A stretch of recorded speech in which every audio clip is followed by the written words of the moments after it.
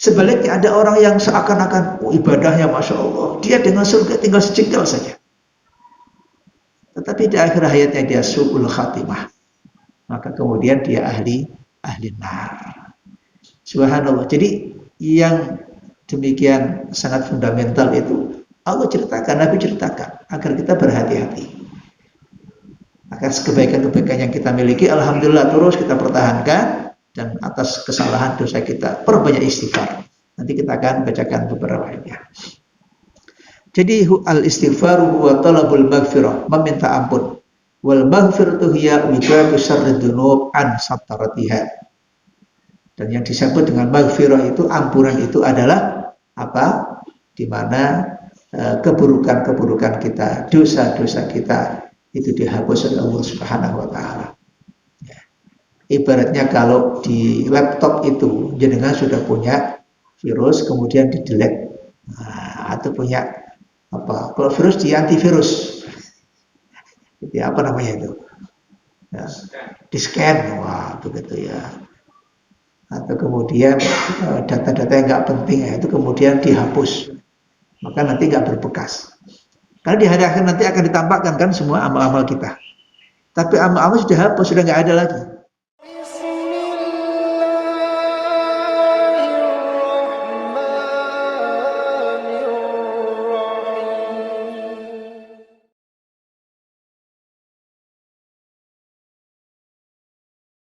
Bismillahirrahmanirrahim.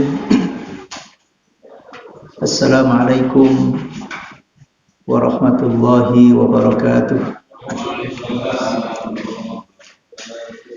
Alhamdulillahilladzi bi ni'matihi tatimmus shalihat. Asyhadu an la ilaha illallah wa asyhadu anna Muhammadar Rasulullah. Allahumma salli wa sallim wa barik wa tarahham ala nabiyyika wa rasulika Muhammadin wa ala alihi wa ashabihi ajma'in. Raditu billahi rabban wa bil islami dina wa bi Muhammadin nabiyya wa rasula. Bismillahi tawakkaltu ala Allah wa la hawla wa la quwwata illa billah, amma ba'd. Jamaah sekalian, Bapak Ibu yang kami hormati, kita awali majelis ini dengan bacaan basmalah. Bismillahirrahmanirrahim. Alhamdulillah, kita bersyukur pada Allah Subhanahu wa taala atas semua limpahan rahmat, taufik dan hidayah. Salawat dan salam kita haturkan pada junjungan kita Nabi Muhammad Rasulullah sallallahu alaihi wasallam. Pada kesempatan maghrib malam hari ini, sebelum kita melanjutkan pembahasan tentang tazkiyatun nafs, tentu saya sedikit saja memukadimai, memberikan satu pesan berkaitan dengan apa yang hari-hari ini terjadi terhadap saudara-saudara kita di Palestina. Meskipun bahasan saya nanti bukan pertanyaan atau bukan persoalan tentang Palestina, tetapi saya hanya ingin menyinggung saja sedikit. Mudah-mudahan ada asatid lain atau ada momentum lain yang memang membahas lebih dalam tentang fenomena yang terjadi hari ini, yang sebenarnya itu tidak bisa dilepaskan dari cara kita membaca tentang sejarah. Bapak-Ibu yang kami hormati, bahwa kita prihatin, ya, kita sangat prihatin atas apa yang terjadi di Gaza pasca 7 Oktober yang lalu, yang hari-hari ini tindakan agresor itu semakin menjadi-jadi dan luar biasa, ya. Diblokade dari semua arah, bahkan hal-hal yang menjadi kebutuhan manusia, listrik, makanan, obat-obatan dan sebagainya, sedemikian rupa diblokade oleh Zionis Israel, dan kita belum bisa berbuat banyak. Umat Islam belum bisa memiliki kekuatan yang bisa menekan tindakan-tindakan Israel itu untuk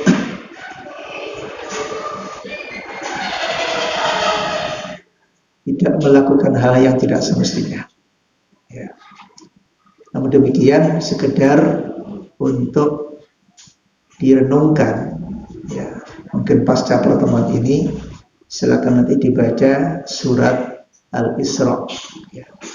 Surat yang ke-17 ayat ke-4, 5, 6, dan 7. Di dalam surat Al-Isra itu Allah Subhanahu wa taala sudah menceritakan tentang karakter dan sikap Bani Israel ini jauh-jauh hari tersebutkan di dalam kitab Taurat. A'udzubillahi minasyaitonirrajim. Wa qadayna ila bani Israila fil kitabi la tufsidunna fil ardi marrataini wa la ta'alunna 'uluwan kabira. Fa idza jaa wa'du ulahuma ba'athna 'alaihim 'ibadan lana uli ba'sin syadidin fajasu khilal ad-diyar wa kana wa'dan mafa'ula. Silakan dibaca surat Al-Isra. Sekarang eranya era IT ya. Jadi buka tafsir Ibnu Katsir bisa, tafsirnya Buya Hamka Al-Manar bisa, gitu kan. Gabungan dari beberapa tafsir, tafsir Jalalain, tafsir Al-Muyassar, juga terdapat di sana. Tapi ayat itu menjelaskan bahwa Allah Subhanahu wa taala sudah mentakdirkan dan menyebutkan di dalam kitab Taurat Nabi Musa alaihissalam, jauh sebelum kelahiran Nabi Isa alaihissalam. Wa qadayna ila bani Israil, dan kami tetapkan, kata Allah, terhadap Bani Israil itu la tufsidunna fil ardi, benar-benar Bani Israil itu akan melakukan tindakan fasad. La tufsidunna fil ardi marratain, akan melakukan tindakan fasad, kerusakan yang melampaui batas 2 kali dalam kehidupan mereka.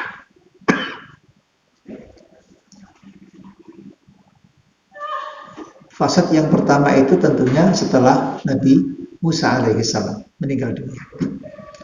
Ada Nabi Zakaria yang dibunuh, ya kan? Ada Nabi Yahya.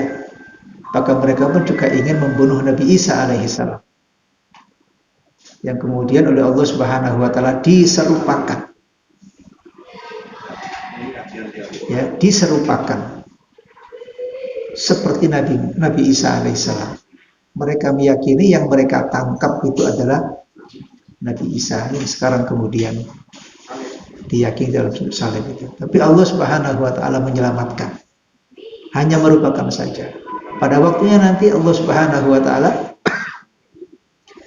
dalam akidah kita, nanti tanda-tanda akhir zaman itu salah satunya adalah akan datangnya Imam Mahdi dan akan turunnya Nabi Isa alaihissalam, dan Nabi Isa itulah yang kemudian akan membunuh Dajjal. Ya. Jadi kerusakan yang pertama dahulu telah terjadi, kemudian Allah Subhanahu wa taala ampuni. Ya. Dan setelah Allah ampuni dosa mereka itu karena kesadaran mereka, maka mereka kemudian diberikan kemudahan-kemudahan lagi, diberikan rezeki kembali, anak, keturunan, dan mereka menjadi masyarakat kaum yang kuat kembali. Tetapi kemudian akan kufur lagi dan mereka akan melakukan tindakan-tindakan kerusakan lagi. Wallahu a'lam bishawab, ya, karena ayatnya tidak menyebutkan tahun, tetapi ayatnya itu memberikan satu pelajaran penting bahwa Bani Israel ini adalah cara kita membaca mereka, di samping berbagai macam analisa-analisa yang tentu sangat bergantung kepada informasi yang masuk kepada masing-masing kita. Tetapi jangan pernah membaca mereka lepas dari cara kita membaca, mendasarkan kepada Al-Quran dan Sunnah-Sunnah Nabi Sallallahu Alaihi Wasallam. Di antara nubuat Nabi di akhir zaman nanti itu, kaum Bani Israel Yahudi itu akan terbirit-birit, akan lari kemana-mana, dikejar-kejar oleh semua kaum muslimin, pasukan-pasukan kaum muslimin, dan bahkan mereka akan mencari tempat berlindung di batu, di pohon, di macam-macam. Dan Nabi Shallallahu Alaihi Wasallam dalam hadisnya menyampaikan semua tempat yang berlindung itu, menyampaikan, nih di belakang saya ada Yahudi, bunuhlah dia. Illa gharqad, kecuali pohon yang disebut sama Nabi, pohon gharqad. Dan saya pernah ketemu dengan banyak beberapa saudara kita menceritakan betul, dan mereka sudah pernah ke Palestina, betul bahwa orang Yahudi itu mereka menanam pohon gharqad dan jumlahnya sangat besar. Di balik kekufuran mereka, sebenarnya mereka juga meyakini maka yang bisa memberikan perlindungan kepada mereka nanti itu adalah pohon gharqad, satu-satunya yang disebut Nabi, pohon yang akan tanaman yang akan melindungi Bani Yahudi ketika mereka pada waktunya dengan takdir Allah Subhanahu wa taala akan menjadi kaum yang begitu melakukan kerusakan demi kerusakan, dan mereka merasakan akibat dari kerusakan dan tindakan-tindakan mereka sendiri. Saya kira ini sekedar pengantar saja, ya. Mudah-mudahan nanti apakah ada bab khusus yang membahas mengenai tafsir umpamanya, atau mungkin nanti ada tema sendiri, ya, yang mudah-mudahan. Tapi saya hari ini akan melanjutkan saja kajian tazkiyahnya. Setidaknya ada satu renungan, silakan nanti sepulang dari sini bisa membuka-buka lagi surat Al-Isra, ya, yang surat yang ke-17, khususnya ayat yang keempat, kelima, keenam, dan ketujuh. Mudah-mudahan bisa menjadi motivasi buat kita semuanya, dan selalu kita mendoakan, ya, dalam qunut nazilah kita. Karena memang dalam hadis-hadis Shallallahu Alaihi Wasallam riwayat Imam Muslim itu ada satu kaidah bagaimana ketika kita melihat kemungkaran. Man ra'a minkum munkaran falyughayyirhu biyadihi fa in lam yastati' fa bilisanihi fa in lam yastati' fa biqalbihi wa dzalika adhaful iman. Ada satu tahapan. Kalau kalian melihat kemungkaran, maka rubahlah, hadapi kemungkaran itu dengan tangan. Di antara tafsirnya para ulama, bikuwah di sini artinya dengan kekuatan. Ya. Tapi ketika kita dalam keadaan lemah, banyak orang pengamat mengatakan kalau perbandingan antara kekuatan militernya sama sekali tidak berbanding. Kalau dikatakan kekuatan militer Israel adalah yang terbaik di dunia, tapi nyatanya kemarin juga bobol, gitu ya. Kalau nggak mampu, apalagi di backup sama Amerika, Israel itu ya Amerika ya Israel. Itu kapal Indonya paling besar sudah di situ, di Mediterania. Kalau nggak mampu dengan tanganmu, maka dengan lisanmu. Maka dukungan kita, ucapan kita, ya, lewat sosial media macam-macam, lewat berbagai macam media, itu bagian dari support kita kepada mereka. Kalaupun kita pun juga belum mampu, maka dengan doa, ya, jangan menyepelekan doa. Ya. Di balik semua itu pasti ada hikmahnya. Kadang-kadang kita nggak mampu membaca takdir Allah Subhanahu Wa Taala, tapi yang jelas kita tidak boleh suudzon kepada Allah, nggak boleh berprasangka buruk kepada Allah. Mungkin jadi kita melihat kok demikian, memang mengerikan secara manusia, secara emosi kita ya sangat kasihan. Kita lihat yang terakhir itu dibom dengan pesawat. Kita nggak punya, Hamas nggak punya pesawat, tapi mereka dengan pesawat yang menghancurkan Gaza yang sedemikian rupa. Jutaan orang, 2,5 juta disuruh minggir ke sebelah selatan. Ternyata mereka pun juga akan dijadikan objek pembunuhan juga, kan. Mengerikan memang. Tetapi kalau kita melihat dengan kacamata kekuasaan Allah Subhanahu Wa Taala dan hikmah di balik itu semuanya, ya, kadang-kadang belum mampu kita membaca dan menangkapnya. Tapi yang pasti orang-orang beriman itu situasi dan kondisi apapun baginya adalah kebaikan. Hidup itu selalu cobaan. Ajaban li amril mukmin, kan begitu kata Nabi. Dua hal yang menakjubkan bagi seorang mukmin itu. Kalau sedang sarra, sedang nikmat, mendapatkan nikmat dia bersyukur. Kalau sedang mendapatkan musibah dia bersabar. Dan dua-duanya itu adalah pintu ke surga Allah Subhanahu wa taala. Ada pintu dengan syukur saat kita mendapatkan kenikmatan, dan ada pintu dengan sabar saat kita mendapatkan kesulitan dan cobaan-cobaan. Dan dua-duanya itu ujungnya ke surga Allah, ridha Allah Subhanahu wa taala. Orang yang bersyukur ditambah nikmatnya, orang yang bersabar dihapuskan dosa-dosanya. Dan dua-duanya jadi hamba-hamba yang dicintai Allah Subhanahu wa taala. Dan mereka-mereka betapapun kehilangan segala-galanya, tapi luar biasa. Jiwa mereka, iman mereka tidak sedikit pun berkurang. Ya, tidak sedikit pun berkurang.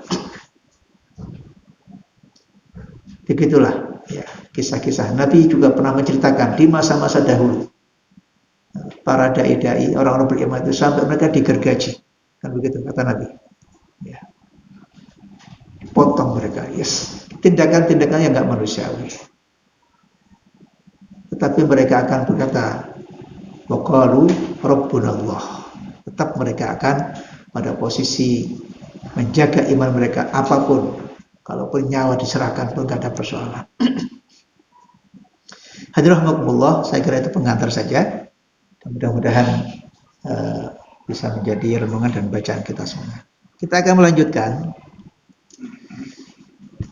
Jadi mohon izin, kita akan melanjutkan bab tentang hayatul qalbi ya.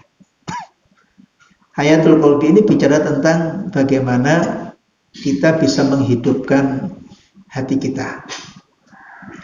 Membaca peristiwa yang saya sampaikan tadi itu juga harus dibaca untuk menghidupkan hati kita. Jangan nelongso terus, enggak. Ya memang harus nelongso, tapi harus menghidupkan hati kita. Banyak yang sudah kita bahas. Yang pertama di sini ya, zikrullah. Yang kedua, tilawatul Quran. Ya, kemarin sudah kita bahas pentingnya kita berusaha sehari-hari sebisa mungkin untuk membaca Al-Quran. Terus ngomong sibuk, wabih sibuk. Ya, ngomong kegiatan, semua kita punya kegiatan. Tapi kita harus meluangkan waktu ya, untuk membaca Al-Quran. Nah, sudah kita jelaskan kemarin tahapan-tahapan kita berinteraksi dengan Al-Quran. Yang ketiga al-istighfar, yang hari ini akan kita bahas insyaallah. Gitu ya. Hari ini kita akan bahas tentang istighfar. Baik Bapak Ibu kami hormati. Jadi kamu jauh mana? Kamu jauh. Tadi di PTN PDF-nya tadi. Wah ini Lagi aja. Kamu jauh.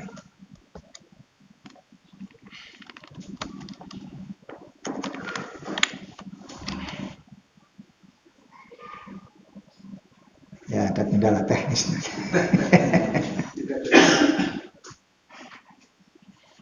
Padahal tadi normal nih. Apa maksud kontrolnya? Tidak kadang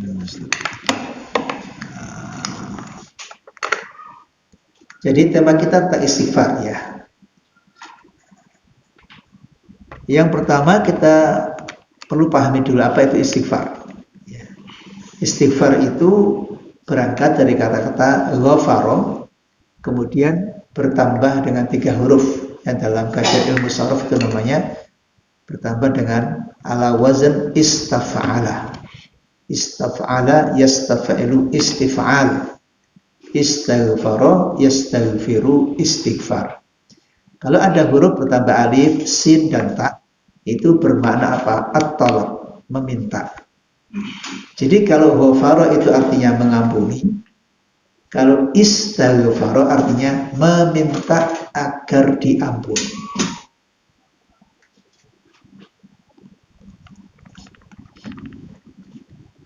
Oke, ini 3 kali padahal kira-kira sih. Ini yang salah laptopnya ya. Kemudian bukan itu, jangan-jangan.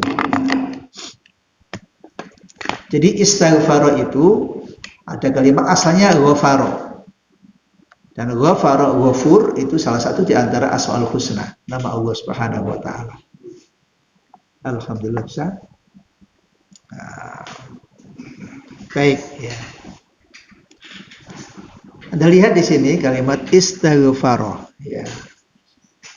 Asalnya ghafara. Innahu ghafur rahim. Allah itu Maha Pengampun. Jadi kalau bertambah alif, sin dan ta. Nah, kelihatannya kursornya ya.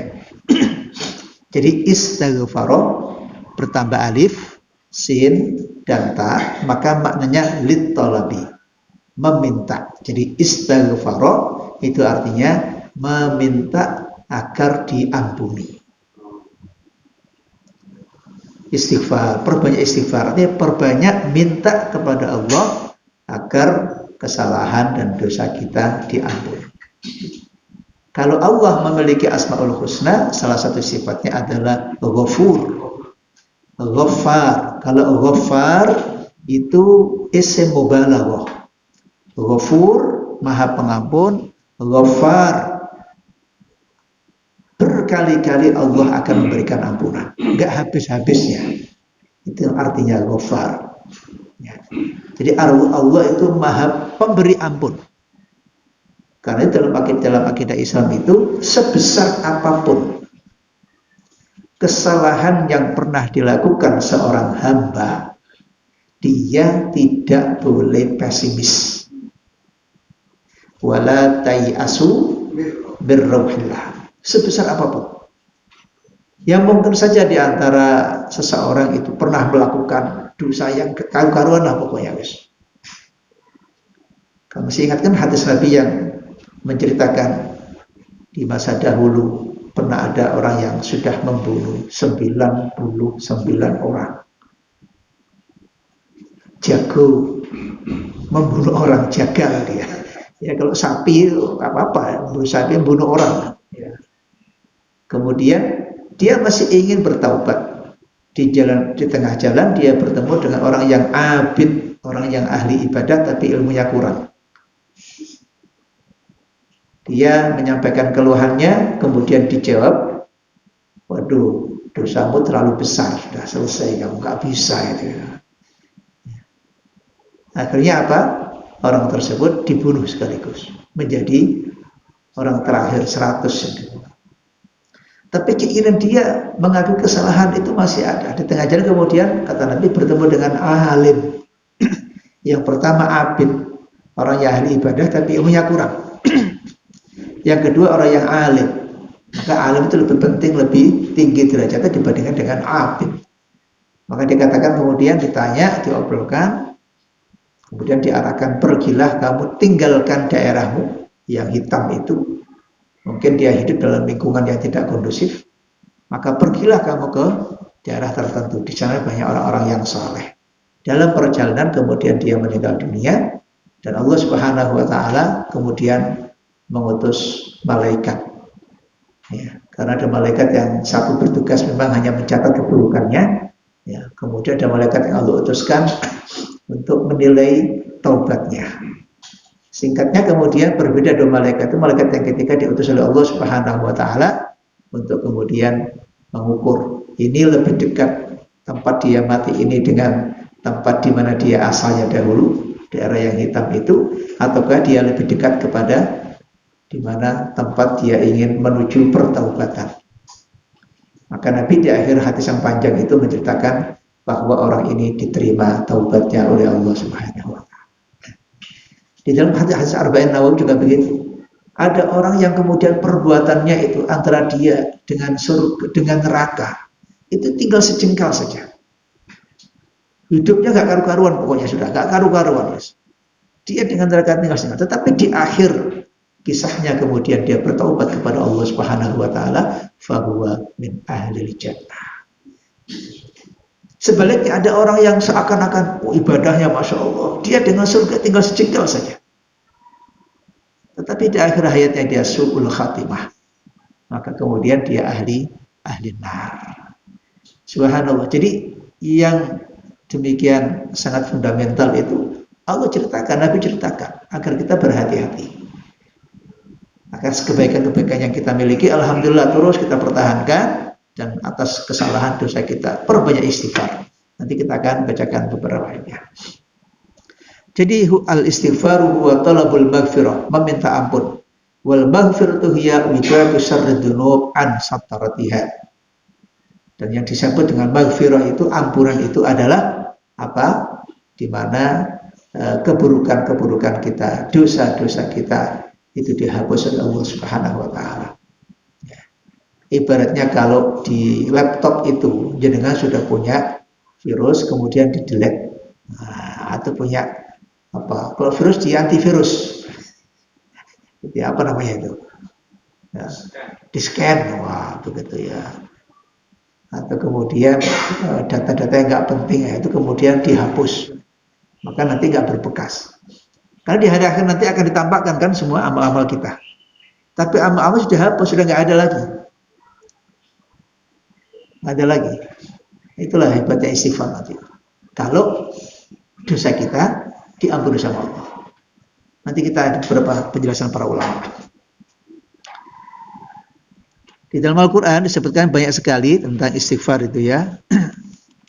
Umpamanya ada ayat A'udzubillahi minasyaitonirrajim wastaghfirullah. Ya kan? Wastaghfirullah innallaha ghafurur rahim. Wastaghfirullah. Jadi perintah. Istighfar itu ada perintahnya. Karena itu perbanyak istighfar. Karena Allah perintahkan. Gak mungkin Allah perintahkan sesuatu kalau yang diperintahkan gak ada manfaatnya, gak mungkin. Sudah jelas perintahkan wastaghfir, wahai hamba-hambaku, perbanyak istighfar. Kok kemudian kita gak istighfar? Berarti kita nggak mengamalkan perintah Allah. Kapan saja, di mana saja istighfar itu. Nggak hanya habis sholat. Assalamualaikum warahmatullahi. Assalamualaikum warahmatullahi. Kalimat pertama yang dicontohkan Nabi adalah kalimat istighfar. Astagfirullahaladzim. Alladzi la ilaha illa huwal hayyul qayyum wa atubu ilaih. Ya bukan hanya setelah sholat saja istighfar itu. Kita akan lihat hadis Nabi Shallallahu Alaihi Wasallam. Nabi saja yang maksum, yang dosa-dosa telah diampuni Allah Subhanahu Wa Taala, memberikan contoh setiap hari minimal 70 sampai 100 kali. Dan kita tentu harus lebih banyak dari itu. Ya, ada istighfar aja ya, kalimat istighfar. Saya biasa kan kalau nyetir gitu, ya, kadang-kadang nyetel suara El Sinta, kadang SS, berdua. Jangan istighfar, sholawat. Ya, sampai nyetir istighfar, sholawat, kalimat thayyibah. Tiba-tiba nyampe. Gitu. Kalau pikiran kita kosong itu malah bahaya. Ya. Orang yang pikirannya kosong itu malah bahaya. Kalau punya pikiran, gunakan pikiran untuk memikirkan yang positif. Mikirkan tentang Palestina, mikirkan tentang pekerjaan, mikirkan tentang anak-anak kita, mikirkan tentang peran kita di masyarakat, mikirkan yang positif, yang kira-kira punya nilai ibadah. Jangan dipakai pikiran kita malah mikir yang maksiat-maksiat. Boleh membaca maksiat untuk kemudian gimana cara menghentikan maksiat itu, boleh menganalisa namanya. Nah, kalau enggak, kita perbanyak aja istighfar, sholawat, kalimat-kalimat thayyibah, subhanallah, bihamdihi, subhanallah, itu. Jadi nanti kita akan dapatkan bagaimana manfaat dari istighfar itu. Kemudian Allah juga menyebutkan di dalam surat Al-Qalam itu wal mustaghfirina bil ashar. Di antara waktu istighfar yang paling baik itu adalah istighfar di waktu sahur. Ya, jadi antara jenengan sholat tahajud kemudian menunggu waktu subuh. Di antara orang-orang ibadur rahman, orang-orang yang saleh itu di antara sifatnya adalah wal mustaghfirina bil ashar, orang-orang yang banyak memohon istighfar di waktu sahur. Nah, ketika disebutkan waktu khusus berarti waktu-waktu itu punya nilai spesial. Meskipun istighfar tidak disyaratkan di waktu khusus. Setiap kita merasa ada salah, setiap kita merasa istighfar sudah. Nggak harus menunggu sahur. Tapi meskipun ada waktu yang lebih nilainya. Nah, dalam istighfar disebut oleh Allah Subhanahu wa taala. Atau di ayat yang lain, a'udzubillahi minasyaitonir rajim, wa may ya'mal su'an. Barang siapa yang melakukan sebuah kesalahan, perbuatan dosa, au yadlim nafsahu, atau dia mendolimi dirinya, berbuat maksiat, berbuat dosa. Summa yastaghfirullah, kemudian diikuti dengan memohon istighfar. Habis salah istighfar, habis dosa istighfar. Kesalahan yang disengaja atau enggak sengaja istighfar. Bahkan dengan berbuat baik pun juga perlu istighfar. Karena khawatir jangan-jangan saat kita berbuat baik itu ada riya. Iya kan? Itu kan dosa juga. Berarti kan zalim kita emang sudah berbuat baik, tiba-tiba kemudian riyanya muncul. Nah, berarti kan riyanya itu yang zalim, riyanya itu yang masuk sub. Nah, maka istighfar juga. Semalam saya tuh nggak bisa tidur, ya. Begitu membayangkan, ya kebetulan semalam pas batuk saya kumat itu, membayangkan saudara-saudara di Palestina itu, nggak bisa tidur mereka, nggak bisa mandi, nggak bisa makan, nggak bisa apa. Pasti orang pasti akan berpengaruh nanti kan, lemah fisiknya. Kalau ada lemah fisiknya, penyakit. Sampai jam 12:30. Saya istighfar aja, ya Allah, saya nggak bisa bantu apa-apa saudara kita ini. Hanya bisa bantu doa. Paling-paling kita bisa menyumbangkan dengan menggalang dana yang selama ini sudah kita galang dana rutin ke sana. Kita istighfar ya saya. Istighfar kenapa? Kita belum bisa berbuat apa-apa. Sementara saudara-saudara kita menghadapi kesusahan yang luar biasa. Istighfar ya Allah. Minimal ada perasaan seperti itu ya. Wa katsiran ma, jadi summa yastaghfirullah yajidillaha ghafurur rahim.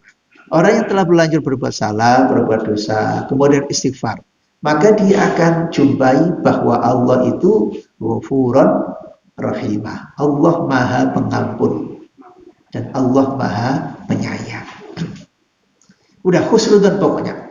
Sejauh perasaan kesadaran kita akan dosa itu sungguh-sungguh, maka peluang diampuninya besar.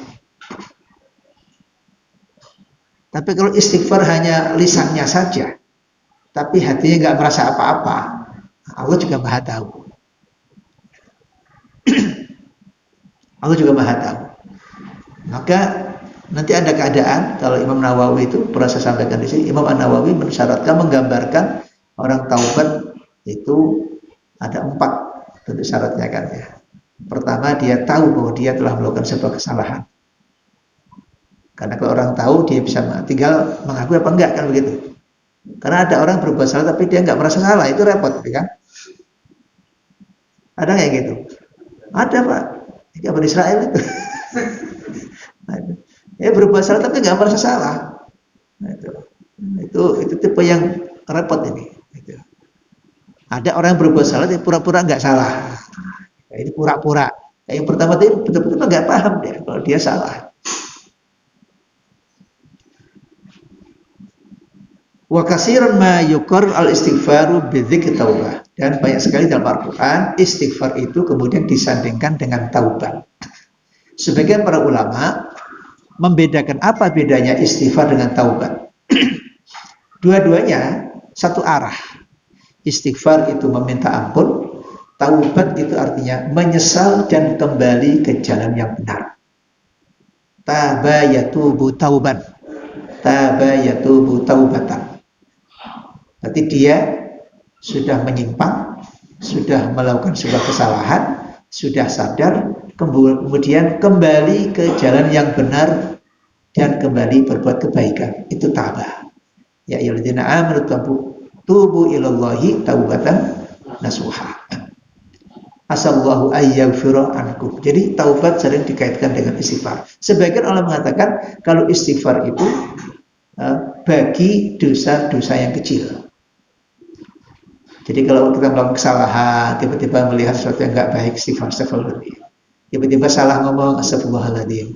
Tiba-tiba kita ngomong sesuatu, ada saudara kita yang tersinggung, padahal kita nggak niat menyinggung dia, astagfirullahaladzim. Mohon maaf ya, saya nggak sengaja. Tapi taubat itu sering dihubungkan dengan orang yang telah melakukan dosa besar. Jadi kalau dosa besar nggak cukup dengan istighfar. Itu sebagian para ulama kita memahamkan kita. Jadi kalau dosa besar itu harus taubat. Dan taubat itu 4 syaratnya kata Imam An-Nawawi. Pertama dia mengakui, dia tahu dulu. Tahu bahwa dia telah berbuat salah. Yang kedua kemudian dia mengakui. Karena ada orang yang tahu tapi nggak mengakui. Pertama tahu, yang kedua kemudian mengakui bahwa dia salah, ya Allah, saya salah, ya Allah, saya telah melakukan sesuatu, ya Allah, salah dia. Kalau hak orang lain yang aku salah sama orang itu, mau minta maaf pada orang itu yang kedua. Yang ketiga menyesal, harus muncul jiwa menyesalnya. Kalau nggak menyesal, bukan taubat namanya. Yang terakhir membuktikan apa? Dengan wa'at bi sayyi'atan hasanatah. Bentuk penyesalannya itu kemudian ditinggalkan betul kesalahannya, kemudian diganti sebagai bentuk taubatnya dengan kebaikan. Dan yang kelima, ada tambahan sebagai para yang kelima adalah taubat itu sebelum dia sakaratul maut. Kalau sudah sakaratul maut baru taubat, nggak diterima sama Allah taubatnya. Itu masih alam sadar gitu. Kalau sudah mau nazak itu sudah, taubatnya sudah itu. Ya, jadi itu sebagai para ulama menambahkan yang kelima. Waktu taubatnya itu sebelum dia nazak di kematiannya. Baik, kita lanjutkan sini. Wa taubatu ibaratun an al-iqla' an dzunubil qalbi wal jawarih. Nah, maka taubat itu adalah satu ekspresi pengakuan kesalahannya, kemudian melepaskan semua kesalahan dan dosa-dosa itu. Jadi kalau sudah ada pengakuan, sudah ada kesadaran, ada pengakuan, kemudian ada penyesalan, nah, itu baru bermakna taubat. Kalau itu belum ada, maka belum disebut taubat.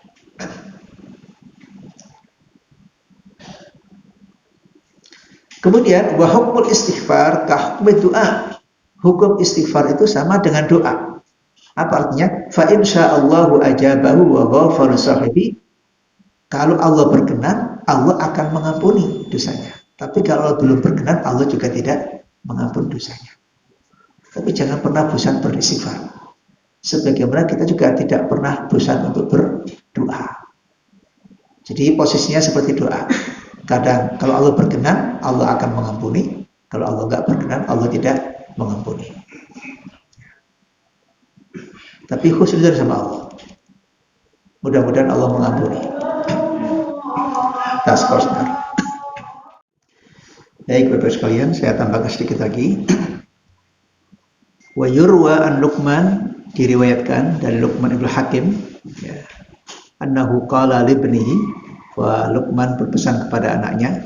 Apa pesannya? Ya bunayya awid lisanak. Wahai anakku, biasakan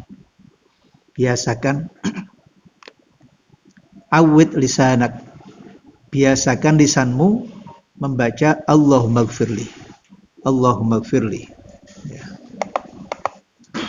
Yes.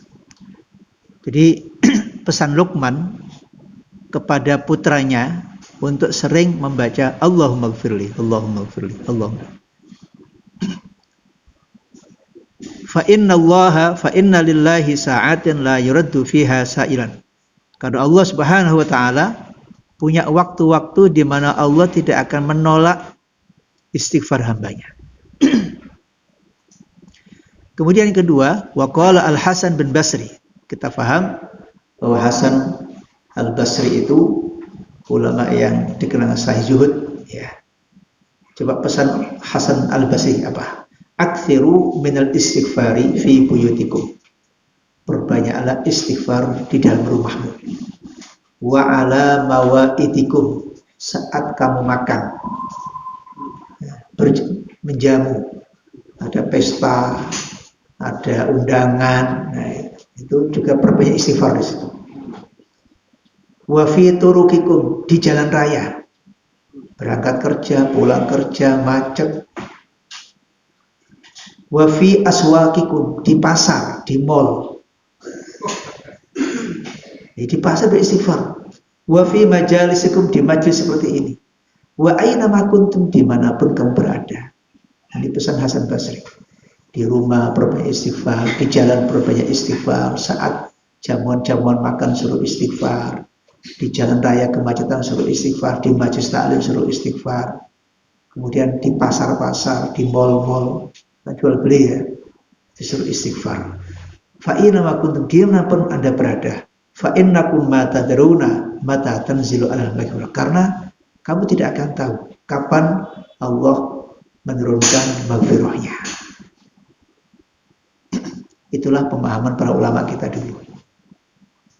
Betul bahwa ada waktu sahur, tapi bukan hanya itu.